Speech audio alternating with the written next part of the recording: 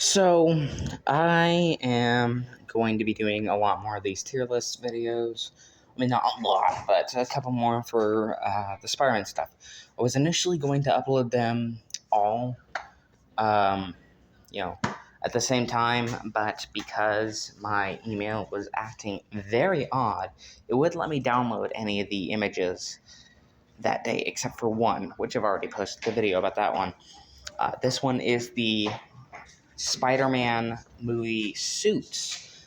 And we'll start off by the ones of Get Off My Screen.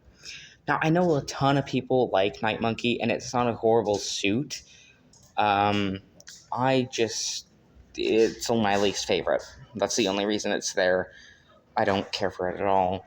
Into the Spider-Verse dimensional suit looks kind of cool. I like the gold and black. It's a really nice, it makes it pop really well, which is why it's down there, but it's still not my favorite color scheme. Then we have the homemade suit. It does look a little garish, but that's just because it is the homemade suit, which it's supposed to look a little garish, and that's why it's there. Then we have Indecent, the Amazing Spider-Man 2 suit. I preferred the yellow eyes from the first movie. I honestly think the yellow eyes makes it pop a little more. It's just an amazing suit. Then we have the Symbiote Black suit, and the Symbiote Black suit is done perfectly. It looks slimy. It looks like it's an organic creature. They made it look amazing in the movie. Then we have the one from Civil War. It captures the Ditko era amazingly. I love how vibrant the colors are. The spider could be a little bigger, and that's pretty much about it. I know a lot of these next ones are going to be, very and more, I don't know, it's hard to describe, but still, stay with me. So pretty good is the Iron Spider suit from from Infinity War and Endgame.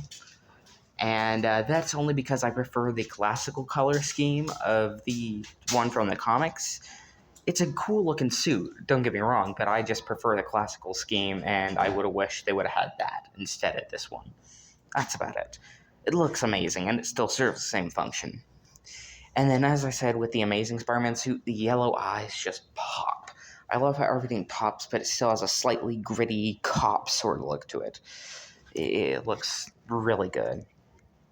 Then we have the red and black suit, which is meant to homage his first appearance having more of a black tone than a blue tone. And I like it. I like the homages like that. Then we have the human spider suit from the Raimi movies. I just like it because it's a grand scene and it makes sense. Just like the homemade suit has a little more science to it. But this one just being for one performance makes a lot more sense. And yeah, the MCU Spider-Man could have worn something similar for all we know, but I just like it. I think it has a lot of nostalgia talking, but it's one of my favorites. Now, this one is not just nostalgia talking. I love how much the webbing shines and pops, and it feels. It's hard to. It looks like it's there. It pops. Everything's more textured and layered, and you could see how it could be fixed a little easier and all that sort of stuff. It's an amazing suit, and the crowning achievement, in my opinion, to all the different Spider-Man suits, are right next to the ones from the MCU.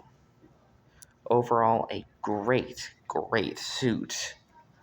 And yeah, see you guys on the next video.